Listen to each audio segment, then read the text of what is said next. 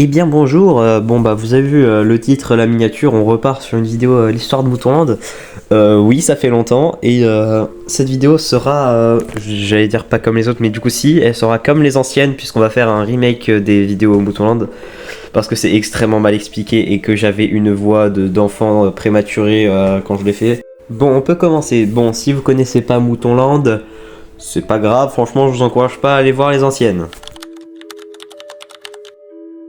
Notre histoire commence en juin 2023 quand, avec un petit copain youtubeur, on a créé un serveur Discord pour les petits youtubeurs avec un nom très original qui est The YouTuber Server avec mon accent anglais qui est franchement magnifique. Donc là, je sais ce que vous dites. Ah, il y a un rapport avec Moutonland. Bah, patiente, espèce de grosse merde. En juillet, il se passe un petit incident. L'incident, c'est que je me fais bannir du serveur sans raison. Donc, qu'est-ce que je fais? Eh bien, je fais sécession. Je crée The YouTuber Server 2, dans lequel j'invite Atis, qui était un modérateur sur l'ancien The YouTuber Server et qui était avec moi. Ce qui nous rend au 7 juillet 2023.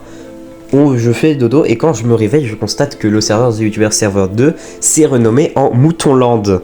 Alors, je ne comprends absolument rien à ce qui se passe, que je vais voir Atis parce que c'était la seule personne à part moi être là sur le serveur. Et ben, il me propose d'être le dictateur de Moutonland. Alors, à ce moment-là, j'ai pas compris, je pense qu'il a 5 grammes dans le sang. Alors, j'accepte d'être le dictateur et c'est le début de Moutonland. Sauf que pour avoir une raison d'être chef d'État, faudrait peut-être d'autres pays.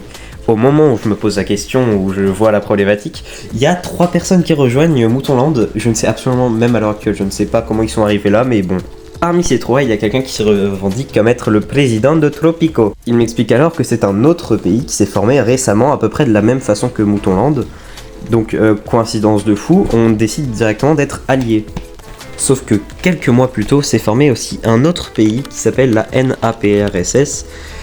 Franchement, même les gens qui l'ont créé ne savent pas ce que ça veut dire NAPRSS, donc ça veut rien dire, donc dites-vous que c'est juste le nom du pays et arrêtez de vous poser des questions de petits curieux.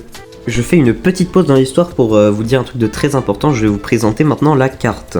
Donc juste ici en petit on a Moutonland gouverné par moi. Juste au-dessus on a l'Elbony gouverné par Atis qui a décidé de fonder son propre pays. Donc ici on a Tropico avec ses états fantoches, donc ces sortes de régions.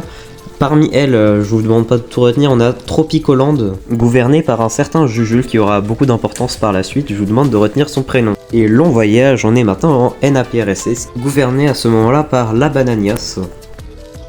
On est en septembre 2023 et Tropico subit une attaque. Le dirigeant d'un pays nommé Artoska a déclaré la guerre à Tropico.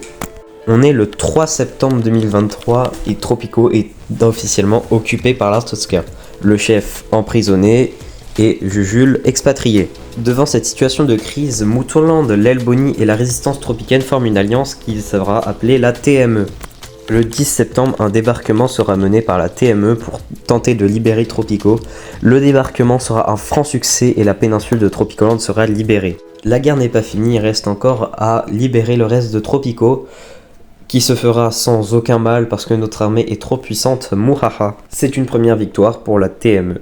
Ce qui nous rend mi-octobre quand un marin elbonien se balade dans les mers du milieu et tombe sur une île, que dis-je, un continent qui va changer l'histoire de Moutonland.